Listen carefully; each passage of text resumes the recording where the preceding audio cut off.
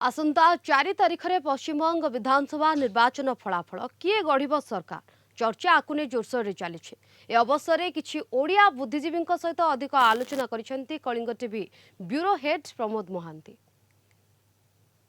पश्चिमबंग में किए गढ़ सरकार तृणमूल कांग्रेस 226 आसन पाइब बोली दाबी करथिबा बेले बीजेपी कहती जे सरकार गठन करने निश्चित।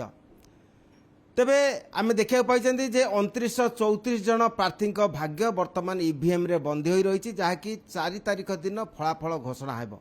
तेणु यह पूर्वर देखा पाई जे राजनैतिक तत्परता प्रकाश पाई नहीं हिंसा सृष्टि होती एवं एक प्रत्येक मनरे एक उत्साह एवं उद्दीपना लगी रही। तेणु यही प्रसंग में आलोचना करने आम निकट उपस्थित अच्छा बुद्धिजीवी महल प्रकृत अर्थ में यही जो घटना घटी एवं सरकार किए गठन कर जो प्रवणता प्रत्येक मन में उजागर होती प्रकृत में यह रूपरेख कौन वास्तवता कौन परिवर्तन वर्तन हाँपाई जाऊँगी। बीजेपी बहुमत सरकार गठन करने जाऊँगी। लोक माने तांकर जो मत प्रकाश करिसंती बाहर को आसी घर बाहर को आसी जो 50 वर्ष धरी भय भितर थिले भयटा को छाड़ी निर्वाचन कमिशन जो सुव्यवस्था थिला से सुव्यवस्था घर भितर बाहरी घंटा घंटा धरी लाइन में छिड़ा आज भोट देइचंती तांको मन रे गोटा ही प्रश्न परिवर्तन परिवर्तन परिवर्तन। बीजेपी बोलছে যে ভয় থেকে ভরসার জন্য মানুষ ভোট দিচ্ছে মানুষ ভোট দিয়েছে। অন্যদিকে তৃণমূল বলছে যে তাদের উন্নয়নে মানুষ আকর্ষিত হয়ে তাদেরকে আরো বেশি করে ভোট দিয়েছে এবং এসআইআর এর বিরুদ্ধে ভোট দিয়েছে। এসআইআর এর বিরুদ্ধে তো আর ভোট কিছু হয় না, কারণ এসআইআর একটা স্বাভাবিক প্রক্রিয়া, স্বাভাবিক সাংবিধানিক ব্যাপার, স্বাভাবিক প্রক্রিয়া। কিন্তু এসআইআরটা কিভাবে কন্ডাক্ট করা হয়েছে এটা নিয়ে অনেকের প্রতিবাদ থাকতে পারে। হ্যাঁ, তো কিন্তু আমি মনে করি যে এখনো কে বেশি ভোট পেয়েছে কে জিতেছে এটা বলাটা এখনো যথেষ্ট প্রিমেচিওর।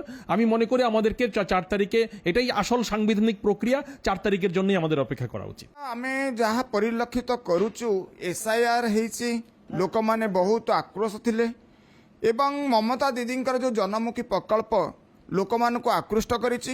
তেণু এ নির্বাচନରେ निहाती যেভাবে ভাবে সংখ্যা মানে ভোট ଦେଇଛନ୍ତି লোক আকৃষ্ট ହେଇକି ତା ଦେହରେ କି टीएमसी निहाती संख्या गरिष्ठता हासिल କରିବା ପାଇଁ ମୁଁ अनुमान करुच्ची। 34 वर्ष भितर जहाँ ताठू आउरी किसी परिवर्तन चाहूँ से 15 वर्ष शासन पर भी लोक वर्तमान चाहिए आ परिवर्तन दरकार। कारण वर्तमान जो समस्या जो जिनस जो प्रॉब्लम अच्छी पश्चिमबंग में तो से चाहते एठू परिवर्तन दरकार से द्वारा कि से देश सहित दुनिया सहित निजक ताल मिल चली पारे। ভালো ভোট তো হয়েছে, সব কিছু ভালোভাবে হয়ে গেছে, এখানে লড়াই ঝগড়া কিছু হয়নি আর সবাই শান্তিতে ভোট দিয়েছে। এবার 4 তারিখে দেখো কি হয়।